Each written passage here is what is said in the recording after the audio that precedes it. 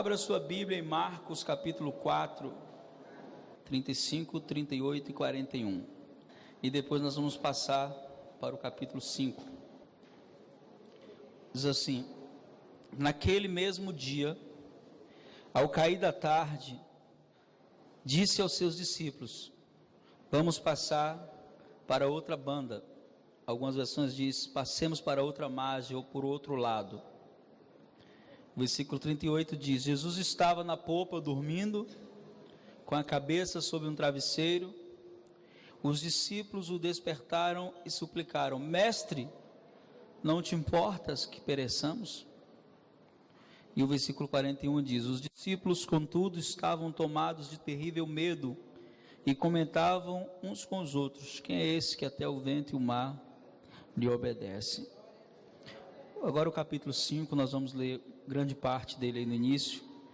Assim que atravessaram o mar e foram para a região dos Gerazenos, algumas versões diz Gadara ou Gadarenos, logo que Jesus desceu do barco, veio dos sepulcros, caminhando ao seu encontro um homem possuído por um espírito imundo. Esse homem vivia em meio aos sepulcros e não havia quem conseguisse dominá-lo, nem mesmo concorrentes. Muitas vezes já havia acorrentado seus pés, mãos, mas ele arrebentava os grilhões, estraçalhava as algemas e correntes.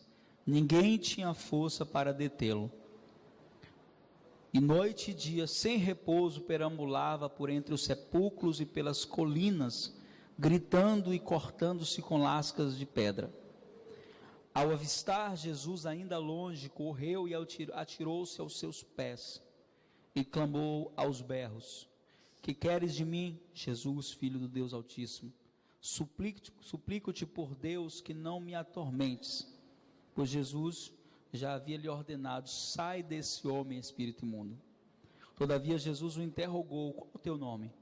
Respondeu ele: meu nome é Legião, porque somos muitos. E implorava insistentemente para que Jesus não o mandasse para fora daquela região. Enquanto isso, perto dali, numa colina vizinha, uma grande manada de porcos estava pastando. Foi então que os demônios rogavam a Jesus: manda-nos para os porcos, para que entremos neles. E Jesus lhes deu permissão, e os espíritos imundos deixaram o homem e entraram nos porcos. E a manada, com cerca de 2.000 porcos, atirou-se, precipitando abaixo em direção ao mar, e nele se afogavam. Amém? Pode sentar. Eu tenho uma expectativa muito grande em Deus nessa noite, que vai acontecer milagres na sua casa. Você crê nisso? Desde que eu cheguei aqui, o pessoal da intercessão estava cantando uma canção que a gente abriu o culto, que falava de milagre, e o Espírito Santo me deu essa direção nessa noite para cantar algumas canções falando de milagre. E eu creio que Deus quer fazer coisas grandes na sua casa. Tem pessoas aqui que precisam urgentemente de um milagre. E eu quero declarar que nessa noite vai acontecer algo extraordinário na sua casa, na sua vida. Você recebe isso? Não é apenas uma força de expressão, não é apenas uma palavra de efeito que eu estou liberando sobre a sua vida. É uma palavra profética. Os textos que acabamos de ler, eles são complemento um do outro. A gente sempre ouve pregações separadas, ou falando das duas situações como se fossem situações distintas. Mas os dois textos têm a mesma proposta e o mesmo sentido. Jesus está com os seus discípulos em um determinado lugar, e de repente ele resolve ir para outro lugar. E ele diz assim: vamos para o outro lado. Ou seja, vamos passar o lago, vamos atravessar esse lago, vamos para o outro lado. E quando Jesus disse vamos para o outro lado, do outro lado, o destino de Jesus era Gadara. E havia naquela cidade esse homem que vocês ouviram na leitura, que vivia debaixo de uma opressão muito terrível. No momento que Jesus anuncia que vai atravessar o lago, Jesus tem certeza de que aquilo que ele fala vai se cumprir. Jesus tem essa certeza, e você precisa ter essa certeza no seu coração. Aquilo que está escrito sobre a sua família, sobre a sua casa, vai se cumprir. Se Jesus disse, vamos para o outro lado, Jesus tinha certeza que ele iria chegar do outro lado, não importasse o que acontecesse durante a travessia.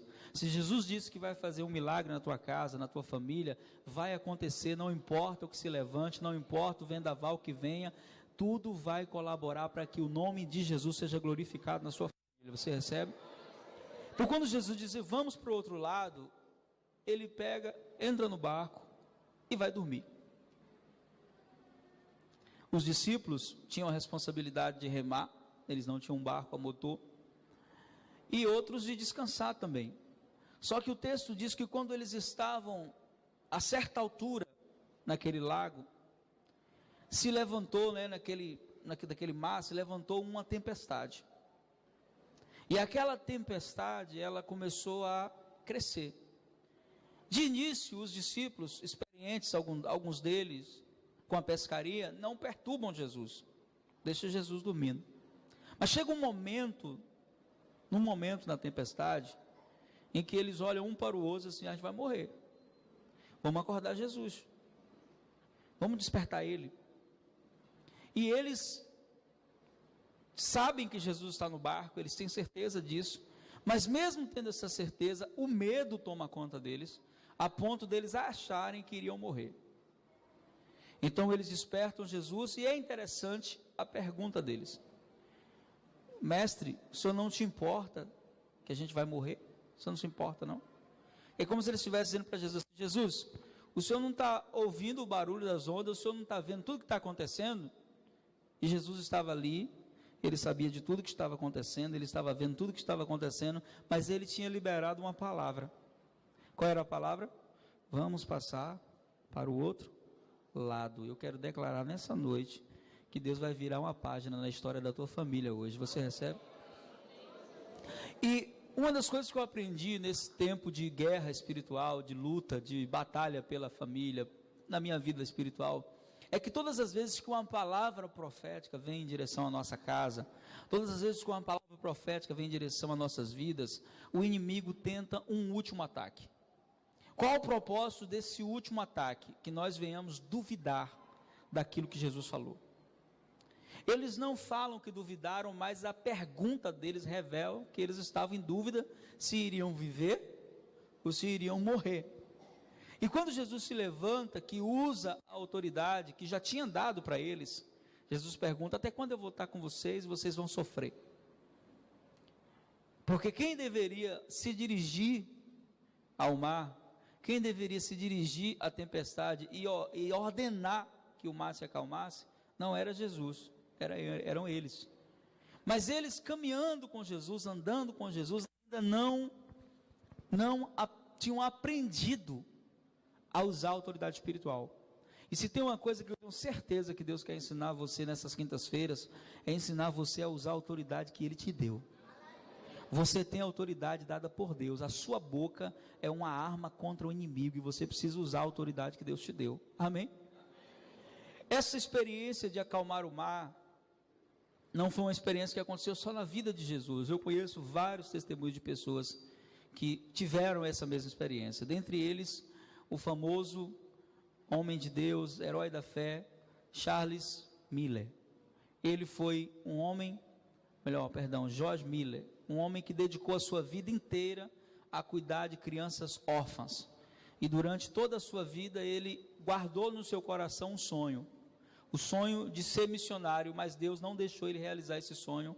Deus disse: não quero que você vá para o campo missionário, eu quero que você cuide de crianças órfãs.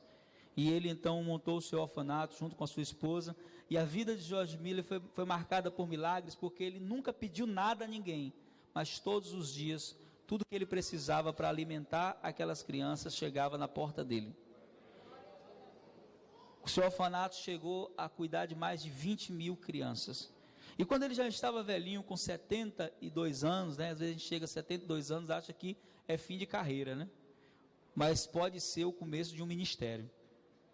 Quando chega com 72 anos, ele faz uma oração e ele diz para Deus assim: meu Pai, eu fui fiel por mais de 50 anos ao que o Senhor me pediu. E o Senhor me pediu para cuidar de crianças, eu cuidei a vida inteira com muito amor. Mas o Senhor sabe que esse não era meu sonho. Meu sonho era ir para o campo missionário. Me dê a oportunidade de ir ao campo missionário. E esse homem tinha tanta intimidade com Deus que imediatamente o Senhor disse para ele assim: eu vou te dar mais 10 anos de vida e você pode ir para o campo missionário. E Jorge então foi fazer a sua primeira viagem missionária.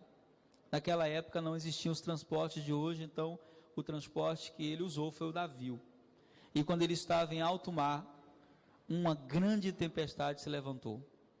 E todos entraram em desespero dentro do barco, e chamou a atenção do capitão o fato dele estar sentado, lendo a Bíblia, o barco balançava e ele não saía do lugar.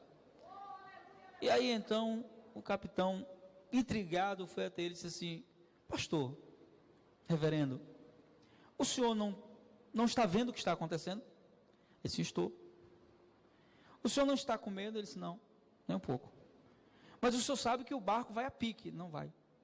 Como não vai? Ele disse assim: eu fiz uma oração, meu Deus, e fiz um pedido a Ele, de que Ele me desse a oportunidade de cumprir o meu chamado, o meu sonho, e Ele me disse que eu vou chegar aonde eu estou indo, então fique tranquilo, não vai morrer ninguém. E aí então o capitão disse para ele: eu preciso que você passe essa certeza para a tripulação. Então reuniram-se todos ali, meio àquela tempestade, e ele levantou a voz e disse: fiquem calmos, eu vou orar agora e o mar vai ficar quieto. E o capitão, que se converteu após a oração, conta no seu testemunho que, como uma criança que ora, ele fechou os seus olhos e disse assim: meu pai, o Senhor me disse que eu iria chegar no meu destino, então tira o medo desses homens e faz esse mar se acalmar. Ele disse que menos de 2 minutos ele orou, e em alguns minutos depois o mar se acalmou e a tempestade foi embora. Grande parte da tripulação se converteu, a maioria, inclusive o capitão, que foi quem relatou isso posteriormente, depois da morte de George Miller.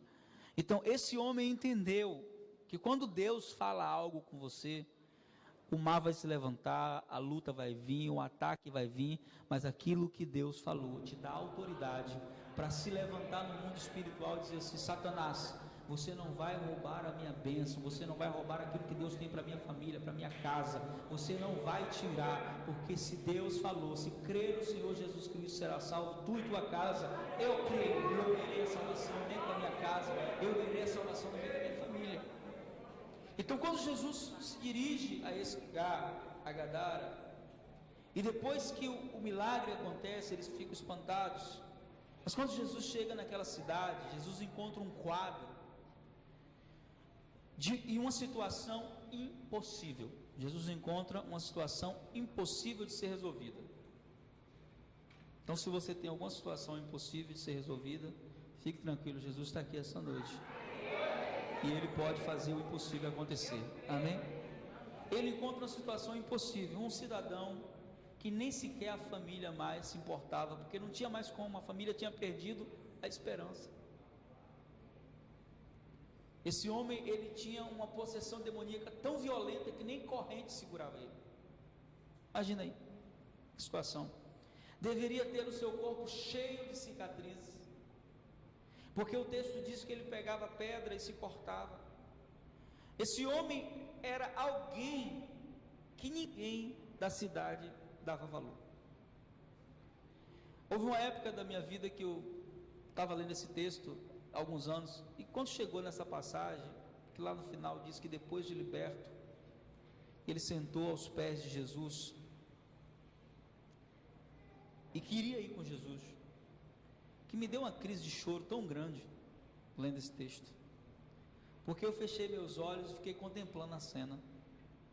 Imagina você, um homem que perdeu o sentido da vida, um homem que não sabia mais o que era amor, que não sabia mais o que era família, um homem que não tinha sonhos, um homem que estava condenado a morrer e ser facilmente esquecido por alguns e lembrado por outros da seguinte forma: o endemoniado.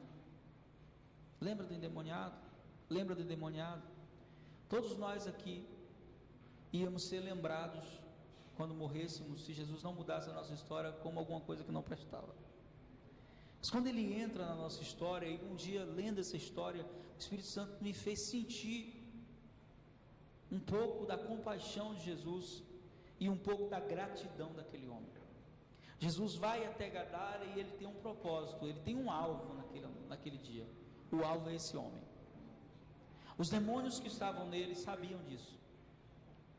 Os demônios que estavam nele sabiam que quando Jesus estava se aproximando, o fim estava chegando. Os demônios que agem na casa, na família, eles sabem quando a sua oração está prestes a ser respondida. Eles sabem quando Deus está enviando anjos para te trazer vitória. Eles sabem. E por saberem, eles tentam se opor.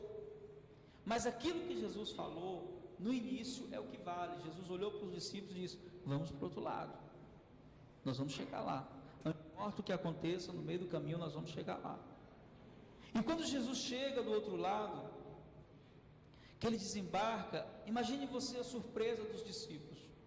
Jesus estava cercado de uma multidão que estava precisando de milagres, mas Jesus vem agora, e quando ele desce do barco, o texto diz que aquele homem sai de dentro do cemitério.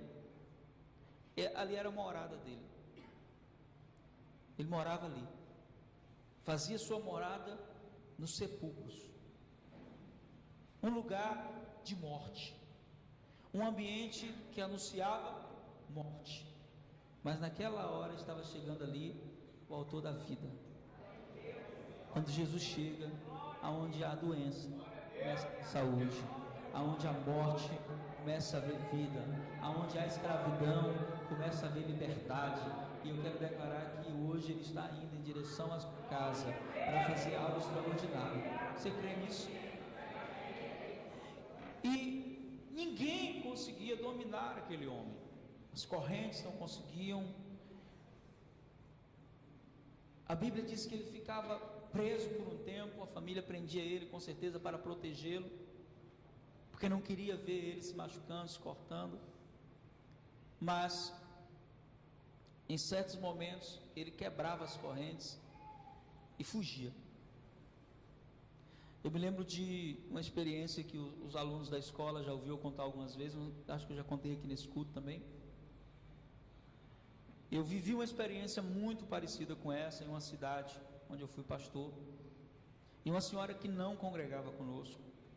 Ela congregava na igreja, numa outra denominação, e ela foi um dia ao nosso culto, e era um culto de libertação como esse, e ela me disse assim: pastor, o senhor poderia ir na minha casa? E eu disse: claro que poderia. Que dia o senhor pode ir? E aí eu marquei com ela e fui. Era uma senhora já de uns 60 anos, 67 anos, já era bem idosa ela. E aí ela me levou até a casa dela, e quando eu cheguei lá, ela foi me contar a história do filho dela. Ela tinha um filho que há aproximadamente 7, 8 anos havia ficado maluco, surtou. E esse garoto vivia trancado num quarto. Quando ele resolvia sair, ele corria no bairro, rodava o bairro todo correndo e voltava, entrava no quarto de novo.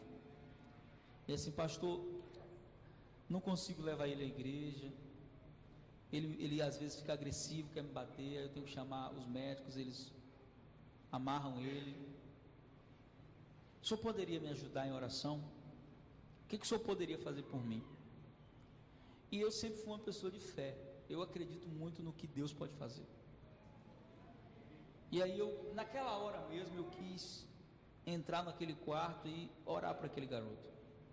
E eu me lembro que quando eu me dirigi àquele quarto, eu ouvi a voz do Espírito Santo dizendo para mim assim: não entre. E eu disse: mas por que não, Senhor? Eu disse: não entre, você não vai entrar hoje aí, você vai voltar para casa, para a igreja. Eu morava na igreja na época, e você vai fazer um jejum de 24 horas, e você vai vir amanhã. E eu obedeci de imediato, sabia que aquela voz de Deus, ela tinha um propósito. Voltei, chamei o meu auxiliar, que trabalhava comigo, morava também na igreja, assim: Moisés, nós vamos fazer um jejum de 24 horas, nós dois. E ele sofria comigo, porque ele tinha que entrar em todo propósito que eu entrava, né? E aí ele: tá bom, pastor. Entramos, e 24 horas, sem água, sem comida, sem nada, e orando. E no outro dia, meio-dia, entregamos aquele jejum. E então fomos lá orar pelo garoto. Cheguei na casa dela e disse assim: olha, eu vou entrar lá dentro do quarto, vou orar pelo seu filho, eu quero que a senhora feche a porta. Falei, dá a chave para Moisés aí. E eu falei, Moisés, aconteça o que acontecer lá dentro, não abra essa porta. Está bom, pastor. E aí eu entrei, ele fechou a porta. Quando eu entrei, o garoto estava lá debaixo da cama, se escondendo, né? Eu retirei a cama, retirei o colchão, e ele correu para o canto da parede, o quarto todo escuro, né? Tinha apenas algumas luzes que entravam daquelas telhas de vidro. E aí eu chamei o nome dele, fulano de tal, e ele rosnava como um cachorro, fulano, e ele não veio. Falei, eu vou orar por você. E quando eu estendi a mão para orar por ele, ele pulou com os dois braços para pegar no meu pescoço, né, possesso. E foi ali uns 40 minutos ou mais, não me recordo, de UFC, né?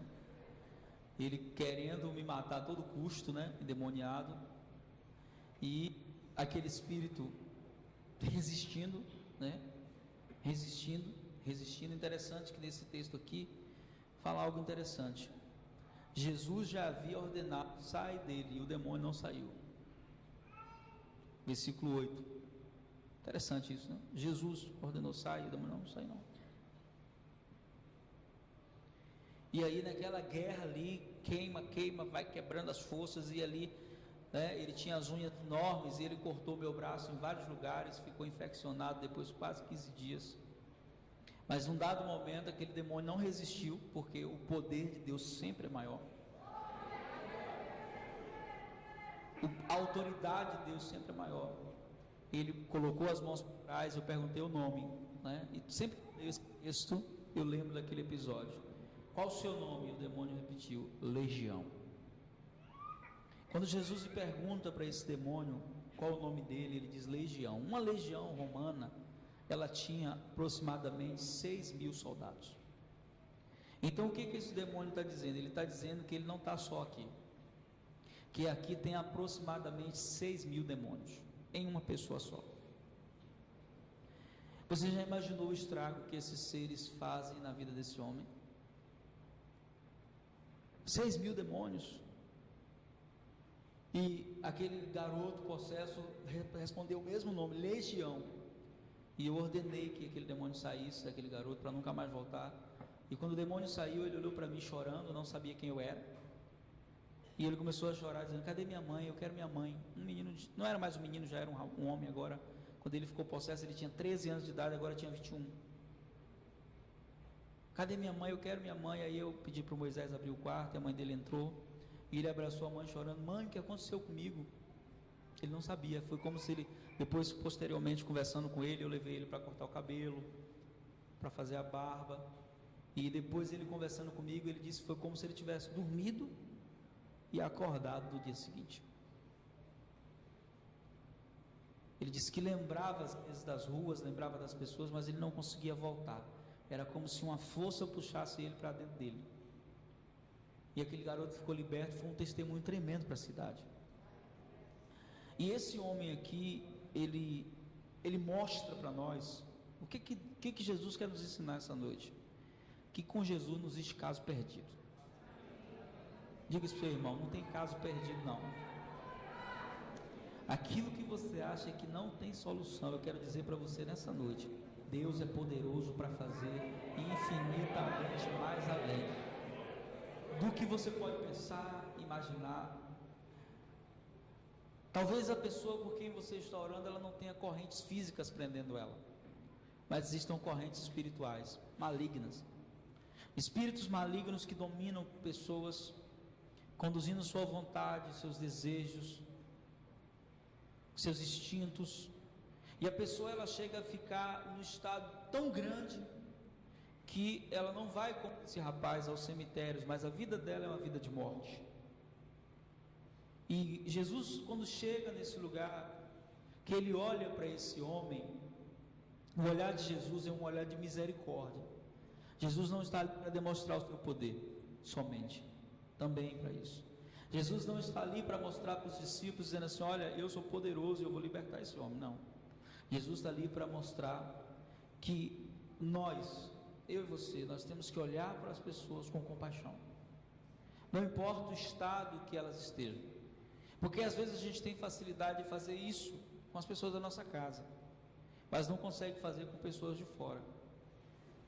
E uma das coisas que eu aprendi, e eu levo muito a sério isso, você nunca deve desistir, porque Satanás não desiste, ele não desiste.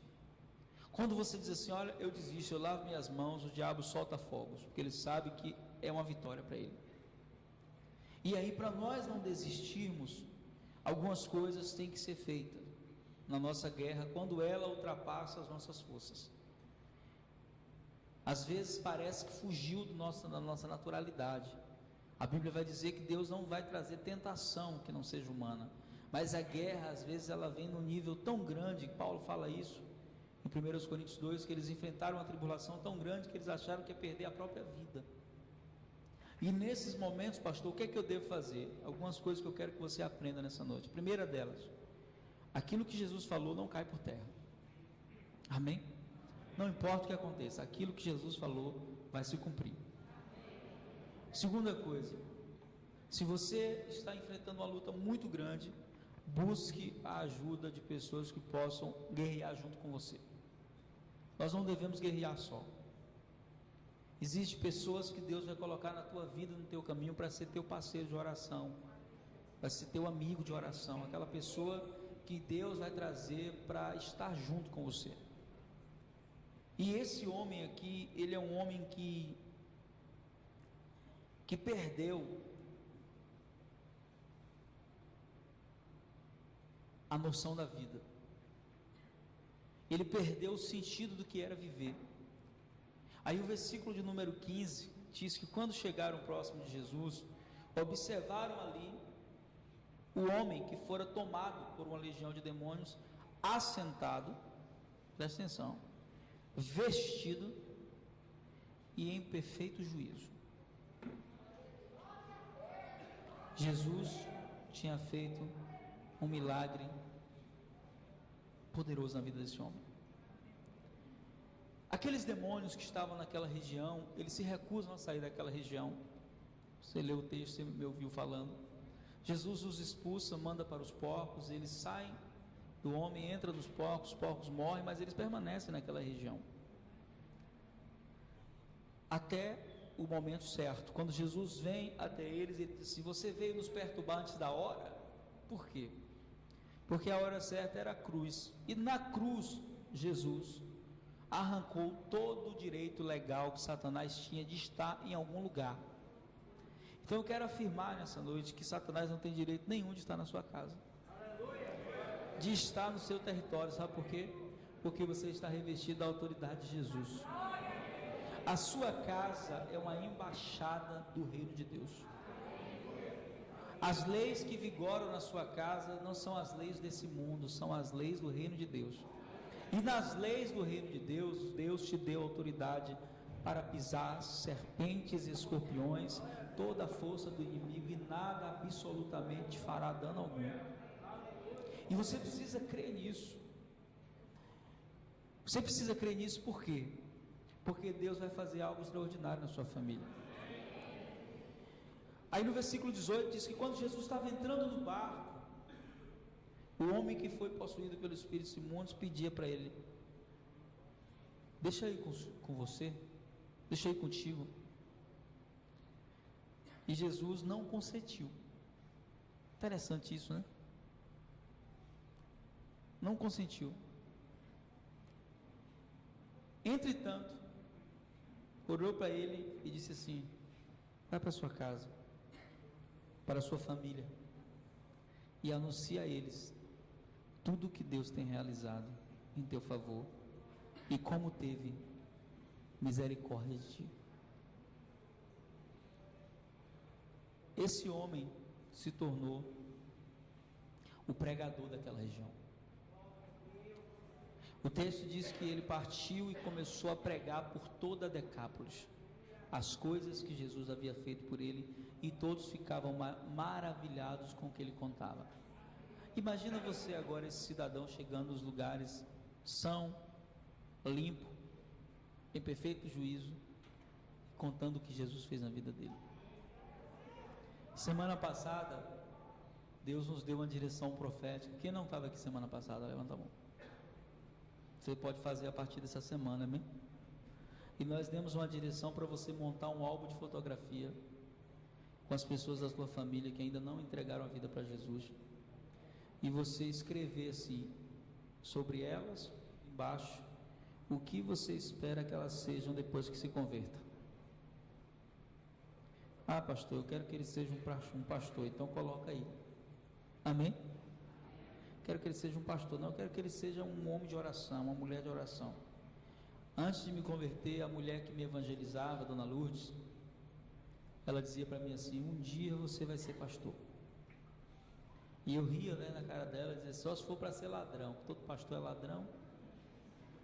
Assim, um dia você vai ser pastor. Eu estou orando por você e um dia você vai ser pastor. E aí, no dia que eu fui ungido a pastor, eu peguei a gravata que eu usei nessa consagração, entreguei para ela e disse: olha, isso aqui é da senhora, isso é uma lembrança, quero colocar nas suas mãos, porque eu nunca sonhei com isso, quem gerou isso foi a senhora, nunca imaginei que isso fosse acontecer comigo. Então eu quero declarar que assim como esse homem pôde voltar para sua casa, aquele que até a família não tinha mais como resolver o problema, ele voltou para casa, quero declarar que vai acontecer algo na tua família, que vai ser tão forte, no meio daqueles que você está orando, que até quem conhece você e sua família vai ficar assustado, vai dizer assim: como aconteceu isso? E milagre não se explica, milagre a gente recebe, amém? Isso aconteceu comigo, quando eu subi a rua da casa da minha mãe, depois de crente, todo mundo dizia assim: esse menino virou crente, porque na minha época falava virar crente, né?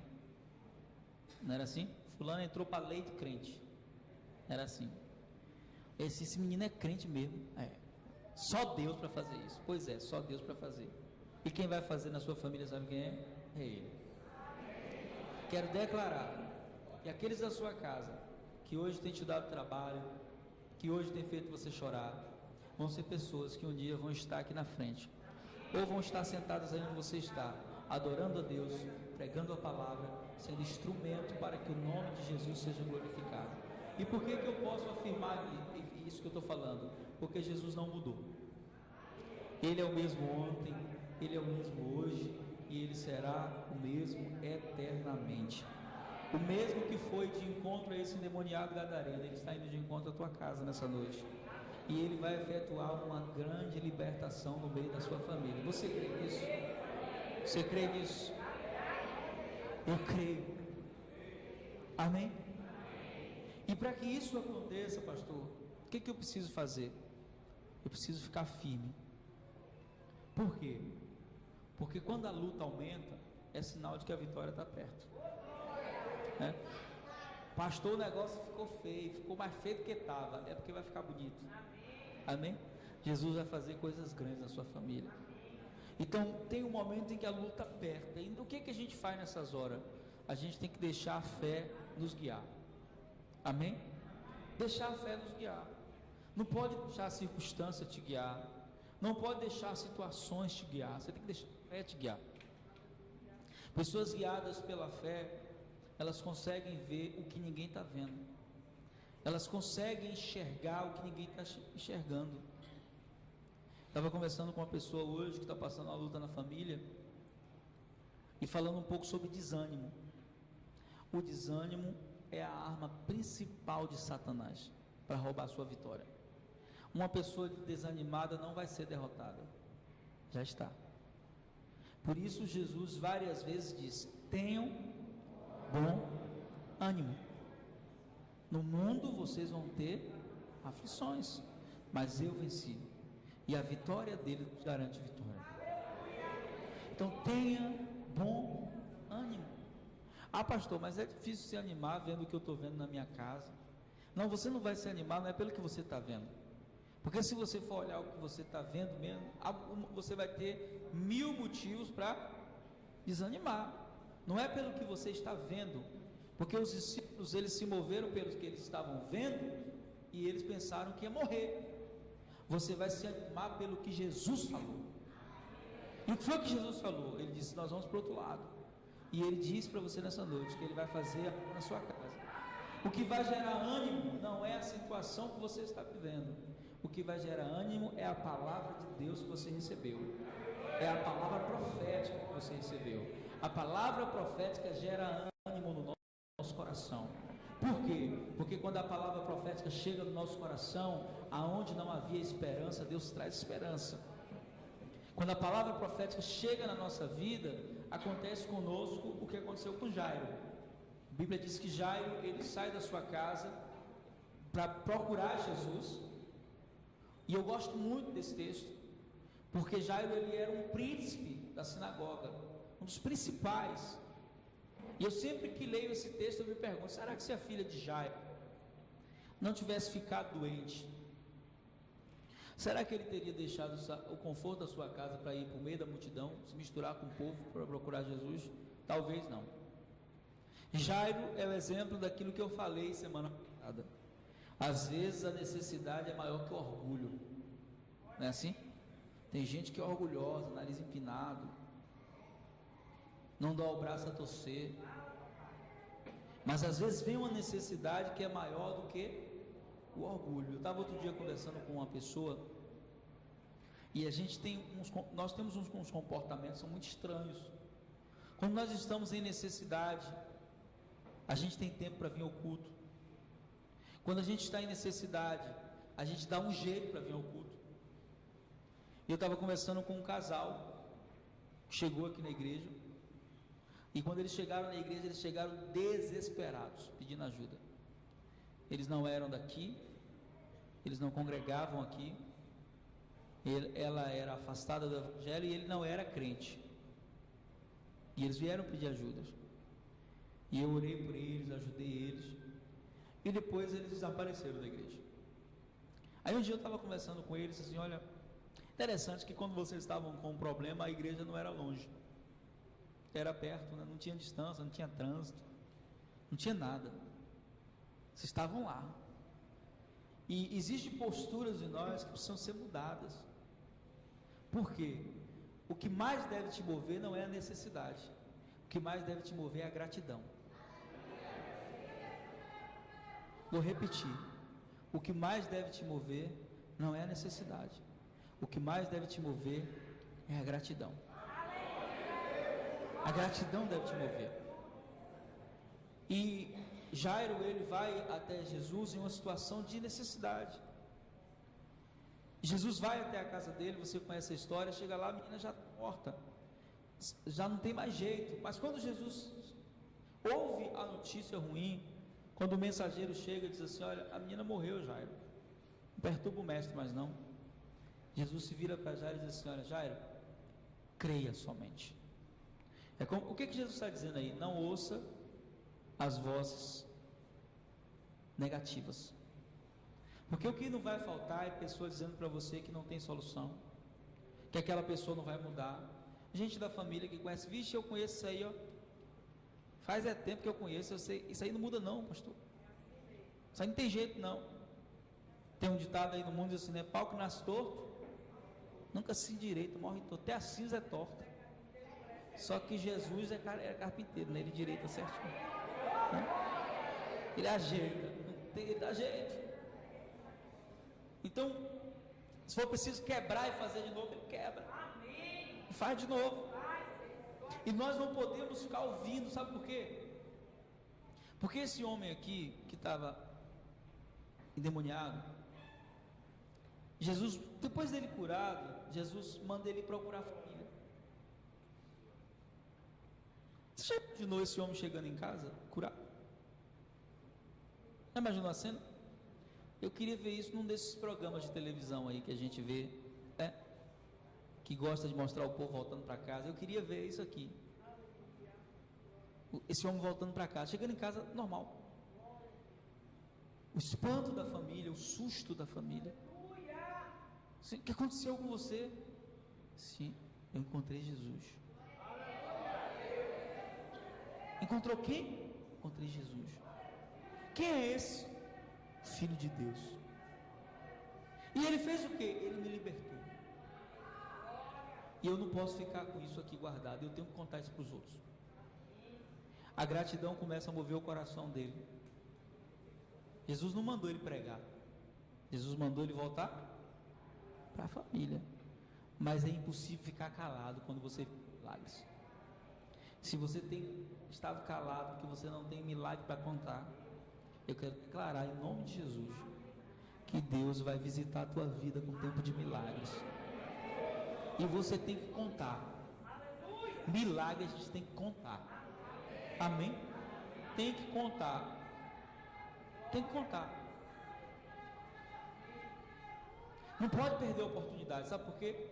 Porque toda vez que você conta, o nome de Deus é glorificado. Tem que contar. Tem que contar milagres. Olha, aconteceu isso comigo, isso aconteceu comigo. Tem que contar. Falar, anunciar. Sabe por quê? Porque as pessoas precisam ouvir o que Jesus está fazendo. E eu quero declarar que esse ano, você vai terminar esse ano com um relatório de milagres na sua família. Você crê nisso? Eu creio que vai ser um ano onde Deus vai fazer milagres extraordinários na sua casa. E eu fico feliz, sabe por quê? Porque eu estou participando desse negócio. Amém? Estou participando desse negócio. Quero profetizar que Deus vai restaurar seu casamento, que Ele vai restaurar a tua vida, que Ele vai restaurar aquele filho, aquele sobrinho, aquele irmão que você está orando. Eu quero declarar que Deus vai fazer. E o que precisa, pastor? Permaneça firme. Amém? Diga, meus irmãos, não desista. Permaneça firme. Eu quero orar pela sua vida, amém? Fica de pé em nome de Jesus. Vem aqui para frente, como a gente faz toda quinta-feira.